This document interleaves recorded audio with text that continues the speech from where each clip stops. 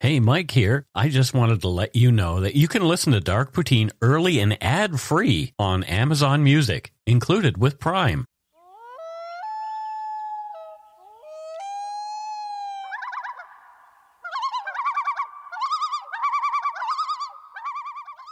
Welcome back to Dark Poutine. I am Mike Brown, and in Vancouver there is Matthew Stockton. Hello, Matthew. In Vancouver there. Yeah.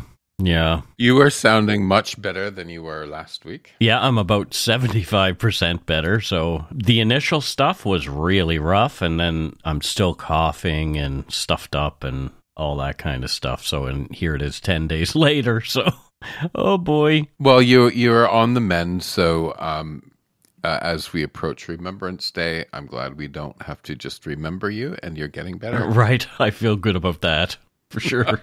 The views, information, and opinions expressed during the Dark Poutine podcast are solely those of the producer and do not necessarily represent those of Curious Cast, its affiliate Global News, nor its parent company, Chorus Entertainment. Dark Poutine is not for the faint of heart or squeamish. Our content is often intense, and some listeners may find it disturbing. We are not experts on the topics we present, nor are we journalists. We are ordinary Canadian schmucks chatting about crime and the dark side of history. Let's get to it. Put on your toque, grab yourself a double-double and a Nanaimo bar. It's time to scarf down some Dark Poutine. You are responsible for obtaining and maintaining at your own cost all equipment needed to listen to Dark Poutine. Dark Poutine can be addictive. Side effects may include, but not be limited to, pausing and questioning the system, elevated heart rate, pondering humanity, odd looks from colleagues as you laugh out loud at work, family members not into true crime worrying about you. Positive side effects may include some perspectives and opinions that you disagree with, as well as some wokeness and empathy. If you don't think Dark Poutine is for you, consult your doctor immediately.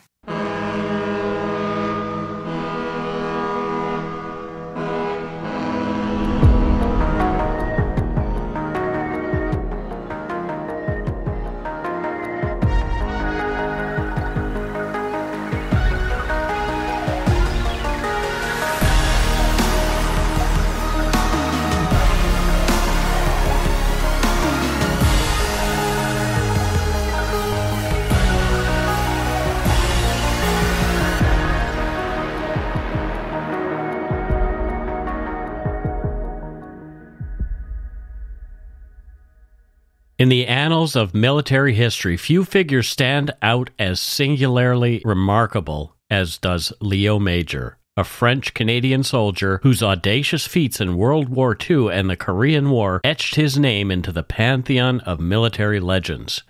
During World War II, he served with the Régiment de la Chaudière, participating in the D-Day landings and embarking on a series of extraordinary exploits that culminated in the single-handed liberation of the Dutch town of Zwolle from Nazi occupation. Unfazed by injuries and fueled by a relentless drive, he refused to be sidelined, resolutely continuing his service. Major's saga did not conclude with the end of World War II. He reenlisted to serve in the Korean War, where he would once again defy the odds and solidify his legacy.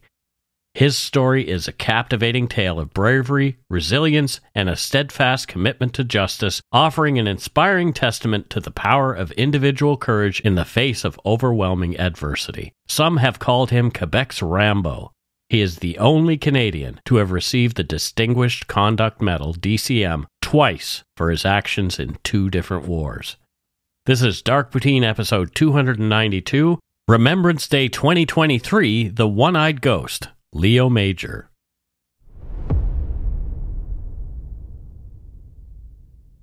The real story of Léo Major's war record reads like the tales of the fictional heroes of the war comics I read as a youngster, Sergeants Rock and Fury, for example. If Leo's story were not so well documented, it would be hard to believe such a person existed.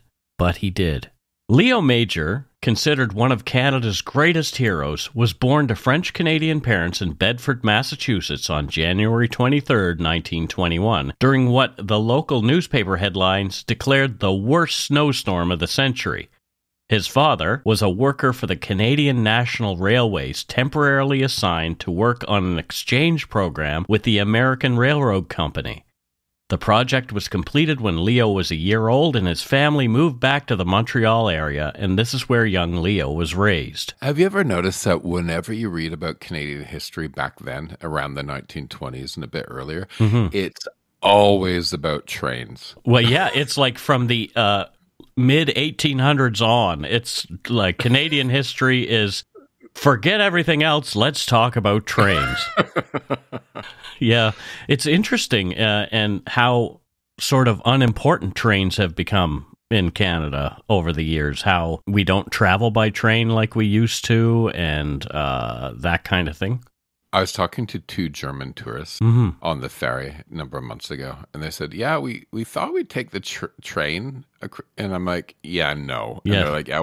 They're like, we quickly learn. I can't do German accent. We quickly learned that train isn't the way to go in Canada. Yeah, it's true.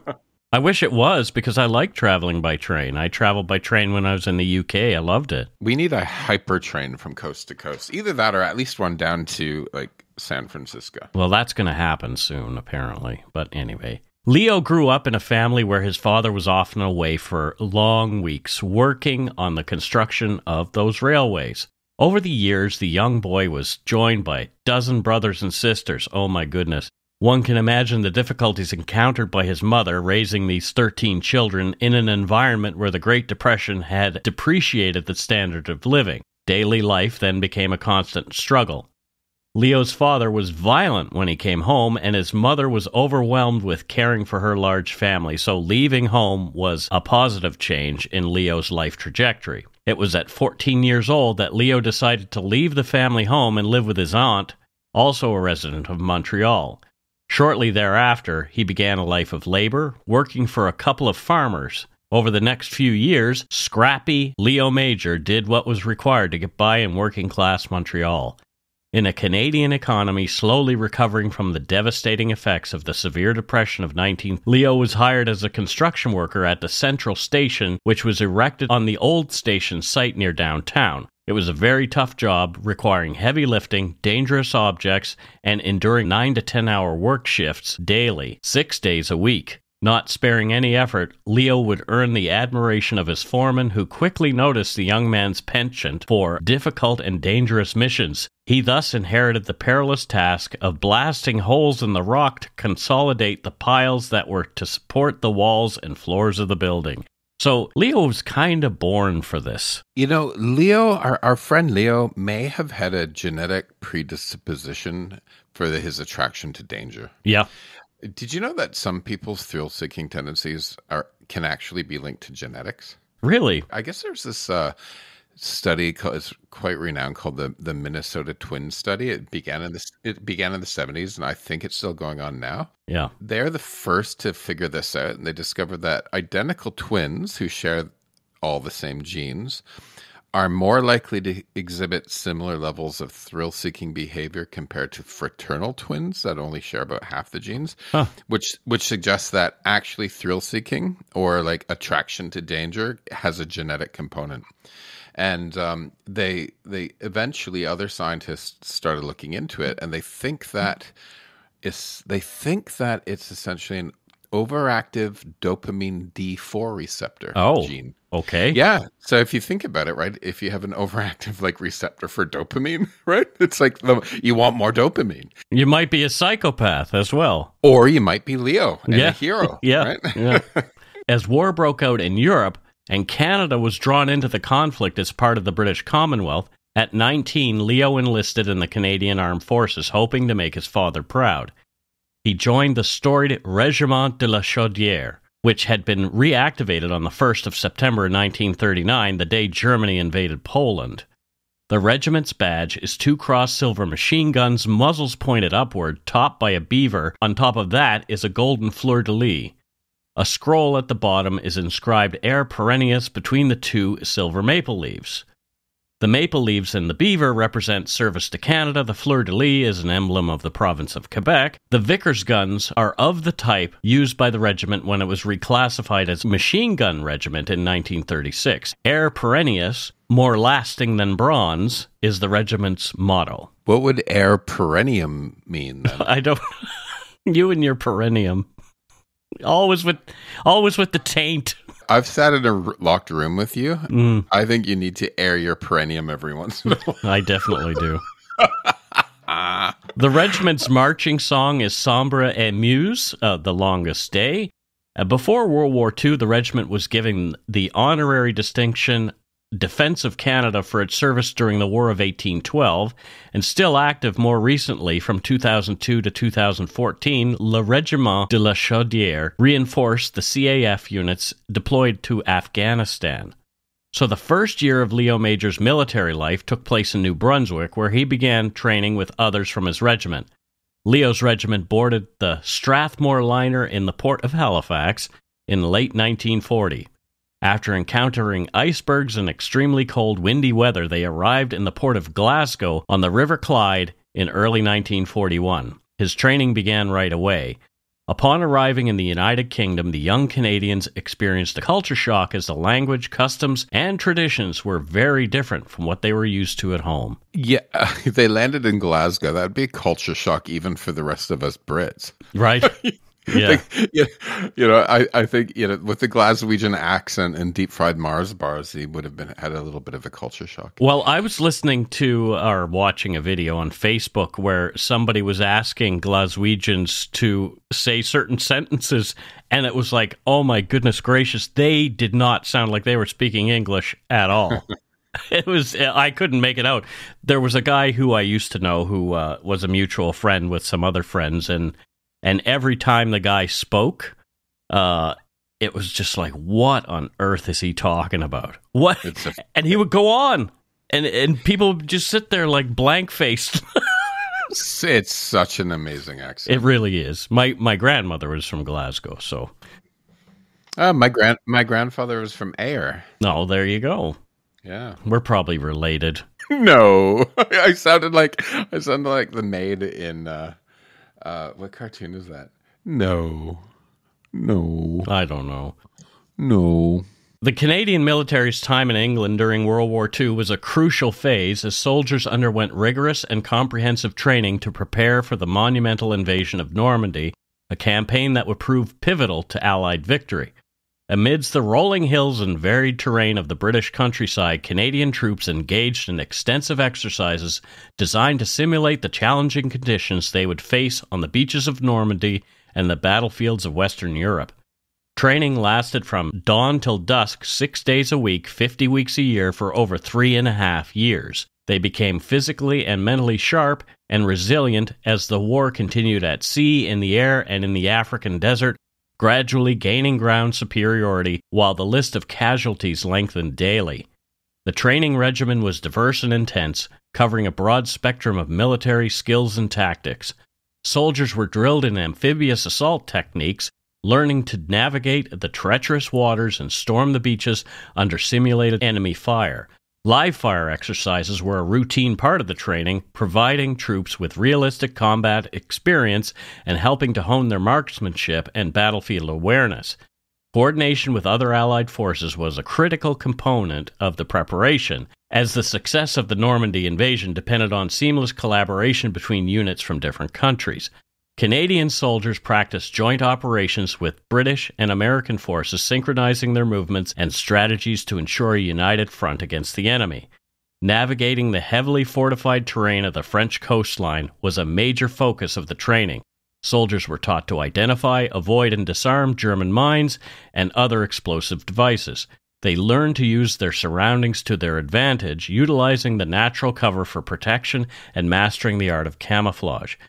Physical fitness was a top priority as the demands of the invasion and subsequent combat operations would be immense.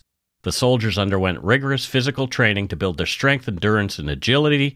They were pushed to their limits, but the grueling preparation was designed to ensure that they were battle-ready and capable of withstanding the stresses of war.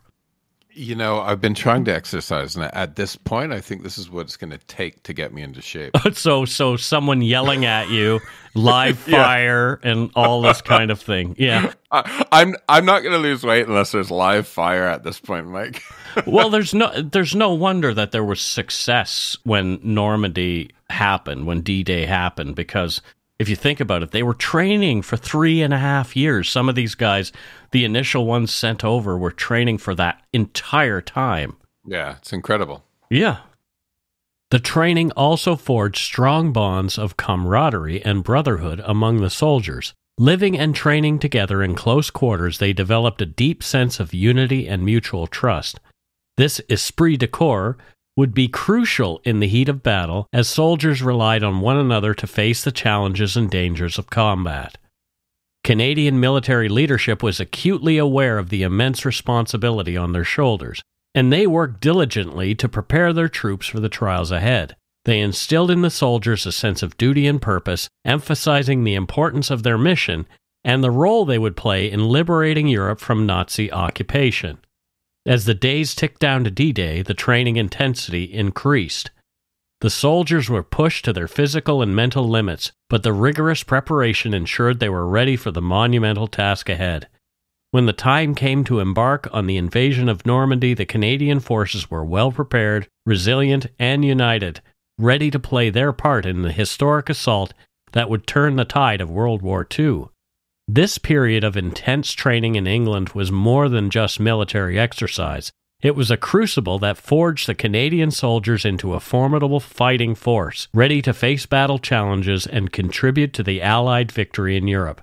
While most of the Régiment de la Chaudière recruits could hardly speak English, Leo was one of the lucky few who could. He was quickly absorbed into the training units on the base. There, Leo specialized in the art of sniping, reconnaissance, and commando operations.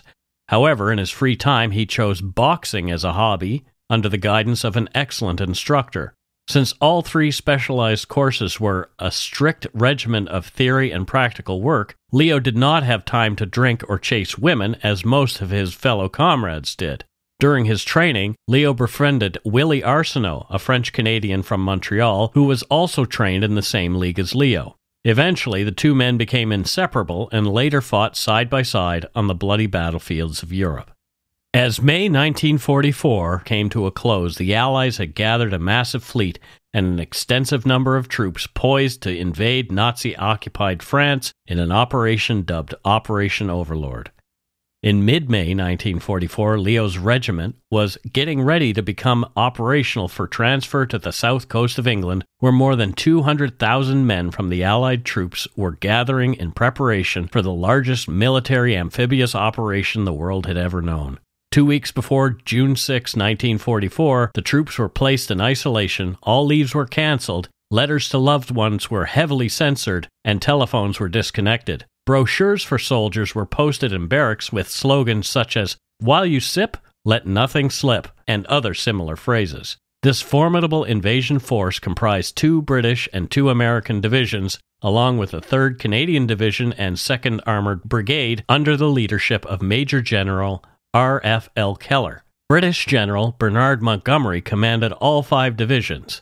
The plan was to land at 5 distinct beaches along Normandy's northern French coastline, with the American forces assigned to Utah and Omaha, the British to Golden Sword, and the Canadian forces targeting Juno Beach. On the morning of June 6, 1944, at 8:05, the 3rd Canadian Division boldly made their way ashore, the Regina Rifles being the first to set foot on Juno Beach. To their west, the 3rd Division landed at Sword Beach. To their east, the 50th British Division took Gold Beach. The 3rd Canadian Infantry Division and the 3rd British Division almost instantly repelled a counteroffensive from the German 21st Panzer Division. Despite this, the Canadians managed to press on, advancing inland and eventually joining forces with the 1st Canadian Parachute Battalion. Years later, Leo remembered his memories of the D-Day with his daughter Jocelyn. He told her, quote, "What I remember most about that day is that the sea was wild as hell, and the landing craft was being tossed around by the waves. The deck was slippery with vomit. I remember Larry Casey. He was as green as a leaf from vomiting and was in a foul mood. He was scared and told me, 'We're all going to die, Leo. We're going to step on a damn mine. Besides, the other regiments are landing with tanks, and we have a bulldozer. We're going to get slaughtered.' I replied, 'Relax, Larry. You've got a good machine gun, and you're going to be okay. We have a bulldozer while others just have tanks. Wait and see what we can do with it.' I told him All this with a smile to give him confidence, and it worked, end quote. Léo Major proved himself on day one of the invasion, battling his way into the town with his group, capturing a German machine gun nest that morning. Léo had to step in front of a submachine gun of a sergeant from another unit who wanted to murder the surrendered Germans after their capture. Later that afternoon, Léo and another scout were on a reconnaissance mission when they spotted a German half-track and its crew members. The armored vehicle was equipped with a high-velocity 7.5 centimeter gun. Léo and his partner were walking on the side, hidden by a hedge off the road, when they saw the vehicle approach the woods from a rise in the road. The crew was smoking and chatting nonchalantly. Léo and the other scout got into position. When the vehicle was within range, Léo shot the driver, wounding him in the shoulder. The two men took advantage of this to escape, hiding and aimed at the Germans. One of the Germans tried to reach for his weapon, but Léo was quicker and the man was also hit in the shoulder. At that point, the Germans admitted defeat. Léo and his companion took possession of the vehicle, in which Léo discovered a radio and German codes. He forced the driver to drive the vehicle toward the Canadian positions, where they were received by anti-tank gunfire from the Anglo-Canadian troops. Léo had to climb on top of the vehicle to make himself seen by the Allied soldiers. He later mentioned he was glad the Anglo-Canadian soldiers were terrible shots. Once in front of the Allied positions, an officer asked Léo to hand over the vehicle, which Léo immediately refused. He replied to the English officer, "A Quebecer captured this vehicle, so it's going to the Quebec troops." You know, I don't think that's very good. Imagine if every soldier during a war made the decision on what they're going to do or listen to based on what province they're from. Yeah. Like, I'm not going to give you this tank. I'm going to take it to the Ontario troops, right? Like that's not really good soldiering. Well, I don't know. It was... I've read a lot of stories like this, and I think there was, I don't know, a healthy competition between units and that kind of thing, and they wanted, I guess they wanted their share of the glory, and maybe this was their way of making more fun. I don't know, by having a little competition between them. I don't know. But, yeah, it was very, very common, that kind of thing. The officers of the Chaudière regiment were very happy with the gift that Léo and his companion had given them. When Léo's daughter asked him if he'd been scared, as it was the first time he'd been exposed to a real combat situation, he replied, "No, it never crossed my mind. I was too busy shooting at the Germans." By the end of the day, the 3rd Canadian Division had made the deepest penetration into Normandy. And we'll be back with more right after this break, but first, here's the promo for Supernatural Circumstances. Hey Dark Poutine listeners, Mike here. Are you ready to dive deep into the mysteries of the supernatural? Join me and award-winning paranormal researcher Morgan Knudsen as we dissect chilling phenomena on Supernatural Circumstances. From spine-tingling hauntings to creepy cryptids and other paranormal subjects, we'll be your guides on this extraordinary journey. We're in Season 2 right now, so there are plenty of episodes for you to catch up on. Buckle up and explore the unknown with us and numerous expert guests. Download Supernatural Circumstances wherever you podcast.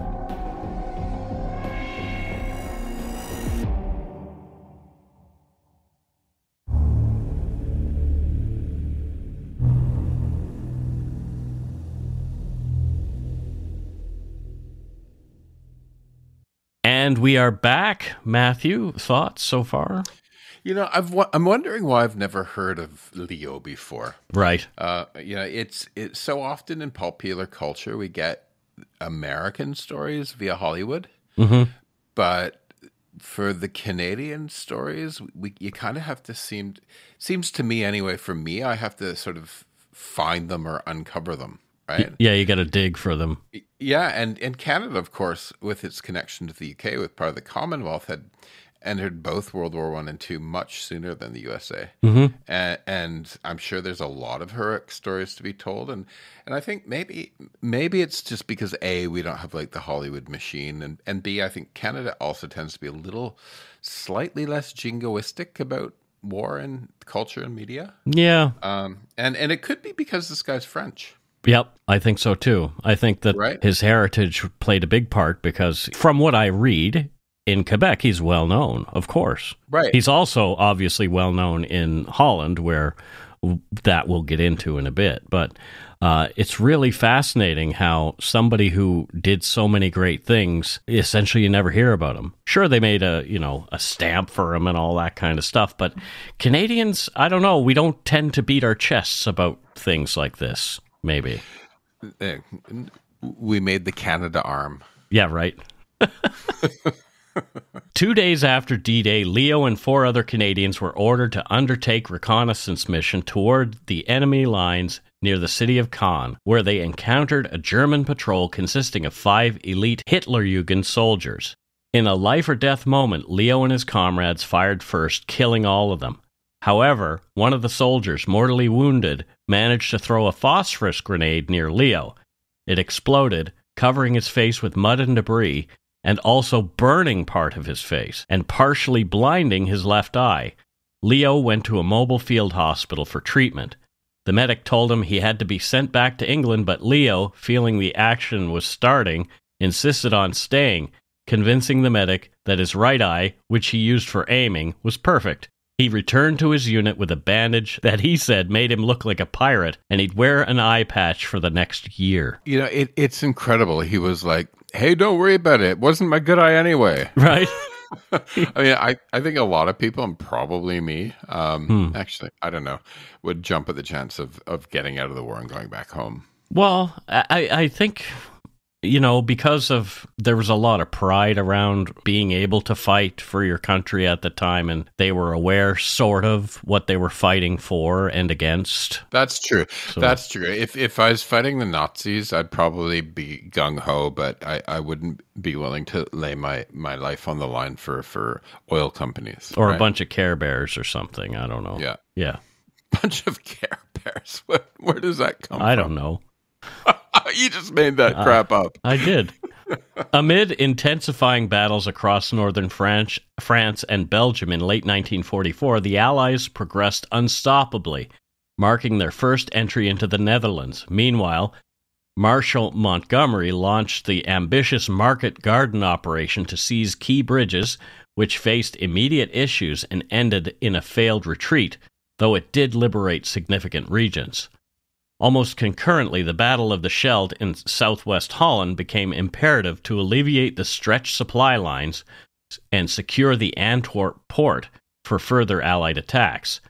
Despite the German army's heavy fortifications in the Dutch Delta, the Canadian Army bravely fought to control the estuary starting on October 1st, 1944. Codenames for military operations always fascinate me because they often use like really random or arbitrary words that don't have any direct connection to the mission Right. in order to for security, right? Sure. And making it harder for the enemy to figure out what you're talking about. So Market Garden, it's nonsensical in some ways, but Market referred to the airborne component of the operation, which used paratroopers, and Garden was the code name for the ground forces for this operation. Sure. So instead of probably not good to like name something air and ground invasion of the bridges, right? Would probably give it away to the Germans. So it's Operation Market Garden. Yeah. In this battle, Leo played a crucial role. His commander, concerned about 50 soldiers sent on patrol without returning, tasked Leo with going to check on them. Leo, solo and wearing his PT sneakers for stealth, navigated the night and the remains of a destroyed bridge, arriving in a village at 6:30 a.m. He discovered a stack of rifles and a scattering of soldiers' gear near a house. A silent search of the building's lower level revealed nothing, but from an upper floor window, Leo scanned the surroundings at dawn, finding no trace of the other soldiers. Observing trenches by a canal and German soldiers who appeared to be asleep, along with 2 sentinels on the embankment, Leo formulated a daring plan for retribution, fueled by his discomfort from being soaked and frozen, so he was a little pissed off. This seems to be a theme with Leo. Stealthily, Leo captured the 1st and 2nd sentries, using the 1st as bait, and commanded them to lead him to their officer. Disarming the stunned officer, Leo demanded the German wake his men and come with him, quickly dispatching one who resisted. Despite being fired upon by SS troops, he maintained control, directing a Sherman tank to engage the enemy and continuing to his command post with over 93 prisoners. This is all, I'm listening to you, and you can picture the movie in your head. It's all so cinematic, right? Yeah. And I also think it's funny, like the PT sneakers he was in. Yeah. Those, they look like Vans high tops. Yep. Kinda, yeah. So I'm picturing him running around in those checkerboard Vans high tops you can get. I'm picturing him running around in a pair of Vans. Yeah, it's pretty crazy. Other sneakers available. Yeah, and you said it's cinematic, but from what I've read and what I know about Leo and all that kind of stuff, if you made this into a movie, people would think, "What a load of nonsense." Yeah, it's like Inglourious Bastards, right? Yeah, exactly. Except it really happened. After another fierce battle with the Germans weeks later, the Canadians, including Leo and the regiment chaplain, navigated the strewn battlefield in a Bren carrier. They encountered a scene of devastation, including a destroyed Tiger tank and several fallen soldiers. Eager to assist, Leo helped load the bodies into the carrier, using a cigarette to mask the smell of burnt flesh. However, an explosion soon hit, injuring Leo and necessitating a painful journey to a field hospital. Leo had sustained fractures in 3 vertebrae, several ribs, and both of his ankles. The doctors told him, "Your war is over, young man, you're headed home." Yet they had once again underestimated Leo. He was not ready to give up. He was nominated for a Distinguished Conduct Medal at that time, but declined the decoration. Restless in the hospital, he decided he wanted to visit his girlfriend, Antoinette, in a nearby Dutch village. Despite his injuries, he snuck out of the hospital and made the journey. Surprising Antoinette's mother with his presence, he was welcome to stay. After a month and a half of recovery at Antoinette's, Leo was physically well enough to return to his regiment. He cut off his plaster cast and rejoined the fighting in the dense forests of the Rhineland. The 3rd Canadian Division, which Leo's unit was a part of, along the Egesel River's eastern shore. They pushed forward toward the north, freeing numerous villages, boroughs, and towns in the process. A significant moment occurred on April 8th in the town of Zutphen, where Leo made a name for himself by infiltrating the town, taking out SS snipers, and injuring German officers as the rest of the troops prepared for the offensive. Everywhere the Canadian forces went, they were greeted by large groups of civilians, lining roadsides, eager to express their joy and gratitude. The celebratory atmosphere was heightened by the vibrant display of flags and orange banners, all proudly proclaiming a heartfelt "Thank you, Canada." Advancing further into Holland, the 3rd Division aimed to seize the vital city of Zwolle. Aware of the civilian population in the town, not wanting to destroy them with artillery, Leo's commander sought volunteers for a risky reconnaissance mission into the city, which Leo and his close friend Willie Arsenault promptly accepted. The duo spent the afternoon preparing, opting to use the cover of night for their operation and arm themselves heavily. After some relaxation, preparation, and encouragement from their peers, they were ready to embark on their mission. At around 11 p.m. on April 13, 1945, Leo and Willie began their perilous mission, cautiously approaching the viaduct. Leo led, while Willie followed behind. Suddenly, a burst of machine gun fire rang out, followed by Willie's scream. Leo retaliated, killing 2 Germans and setting the rest fleeing, only to find Willie dead, a discovery that filled him with rage. Resolved to continue alone to prevent Zwolle's bombing and to save civilians, Leo took Willie's gear and pressed on, alert and determined. Upon reaching the railway yard and locating the hotel and a German vehicle, Leo ambushed and disarmed the German driver, then confronted and disarmed a German officer inside the hotel. He warned the officer of an impending bombing if the Germans didn't evacuate by 6 a.m. Understanding the dire situation, the officer left. Intent on not letting the SS and Gestapo escape, Leo regrouped in an abandoned house and plotted his next steps. He found the SS headquarters on his map and stealthily entered, discovering 8 SS soldiers inside. 4 were instantly killed while the others fled when Léo attacked the building and then set it on fire. He then disrupted enemy patrols throughout the city with various firearms and explosives, directing injured men to the Chaudière troops before continuing his mission. Around 3 a.m., he reached the Gestapo headquarters, eliminated the soldiers, and set that building on fire. He moved so quickly, caused so much havoc, and made so much noise that the Germans believed a large Canadian force was in the city. By 4:30 a.m., exhausted, Léo encountered 4 resistance members and, despite a language barrier, managed to communicate with them through a schoolteacher, declaring Zwolle liberated and arranging for a vehicle to return to his unit and prevent the city's bombing. Upon returning, he retrieved Willie's body and conveyed the mission's success. Later, he joined a celebratory crowd in Zwolle, reflecting on the city's newfound freedom.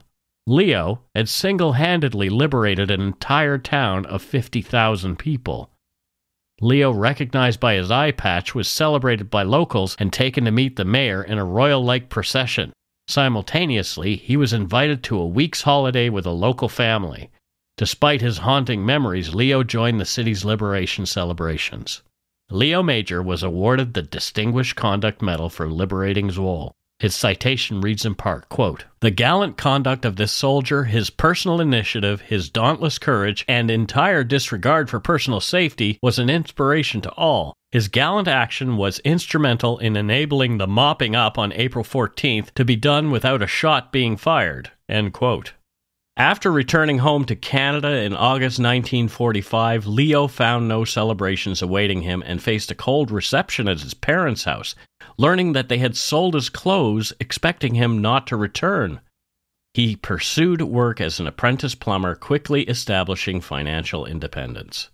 Well, that's not a very nice welcome home. No. Hey, Léo, we figured you'd be dead, so we sold all your stuff. Yeah, exactly. See you later, Léo. My husband's mom sold all of his Star Wars action figures when he was in university without telling him. Oh, no. And he swears we'd be millionaires today if he still had them. My mom did those similar things. She sold my bike when I was away at one point, and like our pool table that we had in the basement. All the things that I loved were gone when I came home. It was crazy. She sold my Star Wars figures at yard sales. My Atari 2600 with like so many games that would be worth so much today, gone. Gone, everything gone. My mom was actually good at this when she's clearing out the basement after my dad died and she's moving.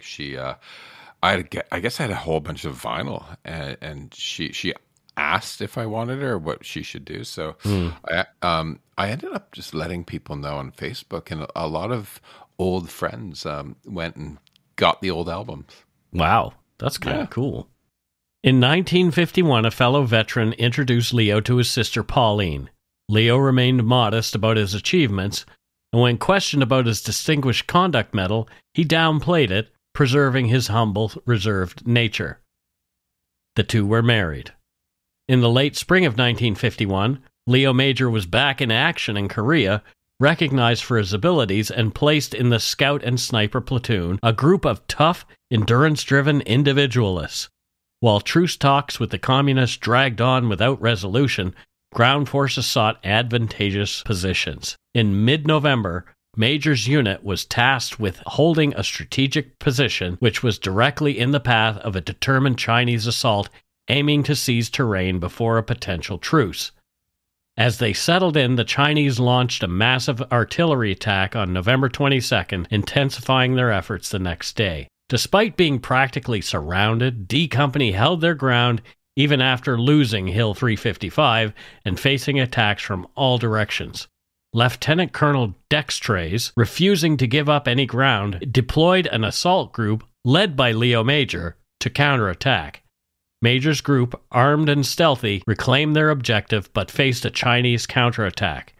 Major resisted orders to fully withdraw, instead directing fire from a slightly retreated position, enduring these intense conditions and close-range mortar fire to hold off the attackers.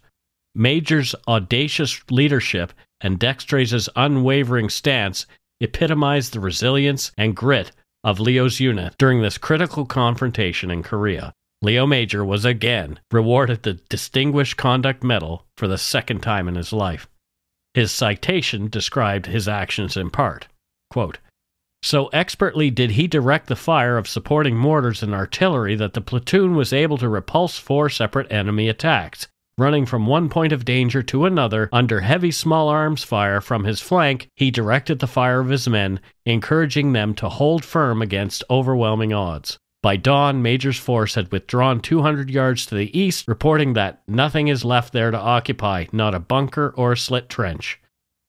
The citation concluded, quote, "Against a force superior in number, Corporal Major simply refused to give ground. His personal courage and leadership were beyond praise, filling an appointment far above his rank. He received the full confidence of his men, so inspired were they by his personal bravery, his coolness, and leadership." End quote. Thanks to the bravery of soldiers like Léo and many others, Canadian soldiers gained an outstanding reputation for their exceptional bravery, skill, and professionalism during World Wars II and the Korean War. In World War II, they were pivotal in major campaigns, notably Normandy, capturing Juno Beach with remarkable valor. Their ability to endure harsh conditions was evident in both the Italian campaign and the liberation of the Netherlands, showcasing their resilience and efficiency in military operations. Local populations in stationed areas generally held Canadian troops in high regard, noting their discipline and respectful demeanor. During the Korean War, Canadian forces as part of the United Nations coalition displayed remarkable tenacity, especially in critical battles like the Battle of Kapyong. This period underscored Canada's commitment to international peacekeeping, contributing significantly to global security initiatives. In both conflicts, the professionalism and ability of Canadian soldiers to perform admirably under challenging conditions bolstered Canada's image as a dependable and proficient military ally in international efforts, a legacy that continues to shape perceptions of the Canadian Armed Forces to this day. Léo was made an honorary citizen of Zwolle on April 14, 2005, the 60-year anniversary of his liberation of that town. A Zwolle street was renamed in Léo's honor, Léo Major Lane, or Léo Major Lane. After being married to Pauline and living out his life as a proud father and grandfather, Léo Major passed away on October 12, 2008. He was 87. In May 2020, Canada Post released 2 stamps to mark the 75th anniversary of VE Day, Victory in Europe. One highlighted Private Léo Major, while the other featured Veronica Foster. You know, I was thinking, I saw this stamp when you sent me the script, and I was thinking about getting it for you for Christmas. Oh, that's nice. Yeah. You know, do you know much about Veronica Foster, Mike? I read a bit about her, and I didn't add it to the script because I knew you would want to talk about her. Yeah, she was cool. So she's known as Ronnie, the Bren Gun Girl. Yeah. And she was, she's kind of like, and I hate doing comparisons to American stuff all the time, but she's like Rosie the Riveter. Exactly. She's the Canadian Rosie the Riveter, essentially. But she actually became famous for her role in promoting the sale of Victory bonds in Canada. Yep. She worked at the Inglis munitions plant in Toronto. And she was often photographed in her factory uniform holding a machine gun. Yeah, so good for her.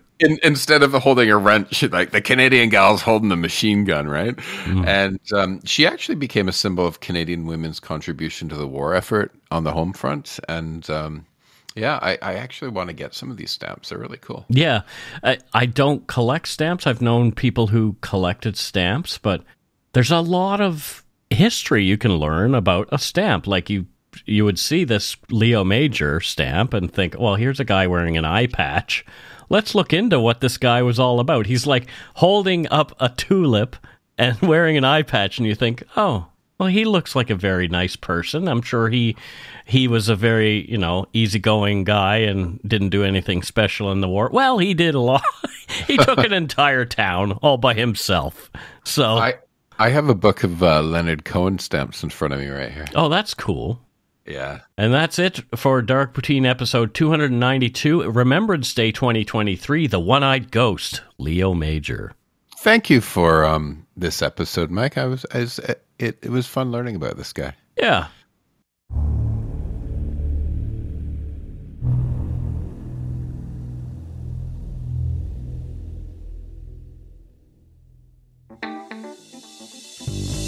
That's right. It's time for voicemails. You can leave us a message at 1-877-327-5786 or 1-877-DARK-PTN. We'd love to hear from you. Let's see who called us this week. Well, let's see who called us this week. We know it already because we've done this 3 times. I think this is the 4th. Mike forgot to push the little red button that said record. I forgot to push the little red button. Oh my God. Anyway, let's go ahead with this one, which is our very coolest voicemail. Happy birthday, Dark Poutine. Go shit in your hat. Love from Catherine Rowan Jones. High Wycombe, England. High Wycombe, England. I did not get there when I was traveling. Where is that, Matthew, in relation to London? I think it's near Reading. Okay, all right. I think it's not far from Reading. I've been there. I can remember liking it. It's a nice little town. I like the fancy hyphenated names that always sort of seem to happen in the UK. My husband has one. Yes, which means you have one as well. Well, actually, in the UK, I changed my name to add his to mine. And so I'm officially a triple barrel last name in the UK. Stockton Levitt Yates is my last name in the UK. Stockton Levitt Yates. Wow, that's fancy. Yeah. All right. And we have already determined what Catherine is 3 times now. So let's do it again. What does she do for a living, Matthew? She's definitely a professor. A professor of history. Yes, exactly. Because but she does like cool alternative history. Alternative history, like alternative facts? No, like more alt, like the cool shit, right? So she does history that like she doesn't focus on the wars and everything else. She goes deep into the history of the UK through things like the Sex Pistols and that's fun. Malcolm McLaren and the designers and sort of the offbeat authors and stuff like that. So she. I saw Malcolm McLaren's grave when I was in Highgate. Oh, yeah, pretty cool. Yeah. Well, thank you, Catherine, for your wishes. Let's move on to our next voicemail. Hey, Mike and Matt. My name is Travis, and I live near Hamilton, Ontario.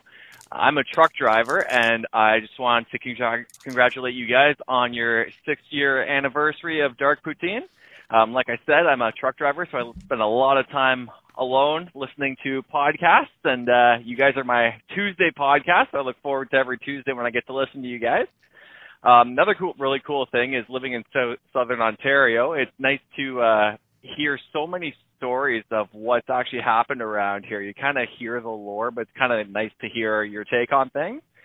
And another cool thing about you guys, too, is as someone who typically leans towards the right, it's interesting to hear your podcast and hear your opinions from the left side, but it's done in a way that isn't intrusive. It's done in a way that actually makes you think, and maybe there is a better way to be more open-minded about certain things. But anyway, I just want to congratulate you guys on the 6-year anniversary. I listen to you guys every week and love the podcast. And as always, go take a shit in your hat. Have a good night. Bye. Thanks, Travis. Much appreciated. Thanks, Travis. So whenever people go, I'm from Hamilton, just near Hamilton, I bet you he's from Dundas. Dundas, Ontario. Dundas, Ontario. And I think it's also funny that he just called me lefty, which you know I'm not. No, and I don't think I am fully either, no. which is kind of interesting. But I get it. I think like people like Travis, I think, I don't know if you'd agree with this, but actually the guy sounds like he understands it. It's less linear, right? It's not like right, left. It's like a multi-dimensional thing. Like for me even, you know me, Mike, like I'm socially left, like let people do or be who they want to be, but fiscally and sort of government wise, very right, sort of like small. Yeah, because you don't like paying taxes. Small government, all that. Well, no, not at all. Even though I do, in case the CRA is listening to me, I pay it. Yeah, we both do. Yeah,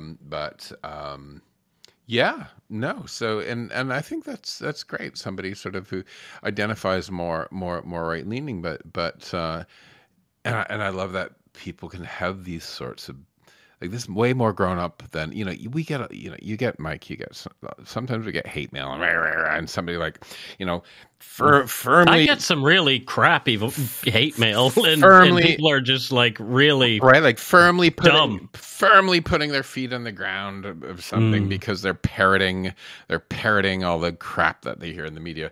Versus somebody like Travis is going, hey, yeah, I'm more right leaning, but perspective and listening and learning shit, and no, he's not. This is a guy that's not afraid of like being forced to become a lefty. He's just like an open-minded dude by the sounds of it to me, right? It was actually through doing this show that I became more open-minded. I was a little kind of stuck on some weird ideas for a long time, and doing the show kind of helped open my eyes a bit. So, it is what it is.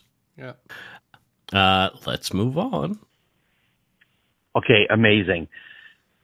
I want to say I heard your last podcast on the Sam Squanch, as you say in Trailer Park Boys, or Sasquatch in your podcast. My name is Tim. I am from Newfoundland originally. I messaged Matthew one time because I'm the original Inuit Newfie Jew, and I wanted to say I love your podcast. I've been listening for a couple of years. I have your number programmed in my phone, and I called a couple of times and hung up. What am I going to say? But it's your anniversary, so happy anniversary. I love your show. I listen to it from the beginning to the end. Look forward to when it comes on again. I am not going to tell you what I do. Matthew can guess what I do, and that would be a privilege. But other than that, I want to tell you that your show is fantastic. It brings a lot of joy to so many people. You need to understand how much joy and happiness it brings to people who listen to it, and that all over the continent. And thank you for doing this. And I appreciate it very, very much. Your care, your mindfulness of situations and of some horrible crimes at times. And then fun stuff like, this October, scary stuff is lighthearted, but your kindness that you show to victims and their families is very rare in this true crime universe. Have a wonderful day and go take a big old giant shit in your hat. God bless. Take care. Shalom. Oh boy. He said that with gusto. Yes, he did. Yeah. People from the East Coast really have a way of expressing themselves when it comes to cursing. Like he mentioned Trailer Park Boys. If you want to learn how to curse in Nova Scotia, watch the Trailer Park Boys because it's so fun. Anyway, what do you think he does for a living? He says he wants you to guess. Well, he's an Inuit Newfie Jew, right? So I think he's an architect, and he makes, and I'm going to use all the tropes here, he builds Jewish temples out of ice blocks. Oh, there you go. Yeah. That's fun. It's sort of like, remember like the cool ice bars that they in the 90s, right? Sure. Yeah, he does ice shul. I want to go to one of those ice hotels in like Iceland or Greenland or whatever. Yeah. It'd be fun. Who did that first? I think it was Absolute Vodka or something like that. Yeah, someone like that. Anyway, let's move on. Hi there, this is Hannah. I am currently living in East Hants, but I am originally from Liverpool, not far from Bridgewater, so I love the stories that are from the South Shore. Happy anniversary and happy Halloween. Oh, and one more thing. Go take a shit in your hat. Well, there you go. Short and sweet. What does Hannah do in East Hants, Nova Scotia? Well, she's from... So I didn't know we had a Liverpool, Mike. Yes, we do. Yep. It's about 20 minutes down the road from Bridgewater, so I have lots of friends and memories of Liverpool growing up. So she runs the Canadian Beatles fan club. Oh, well, that makes sense.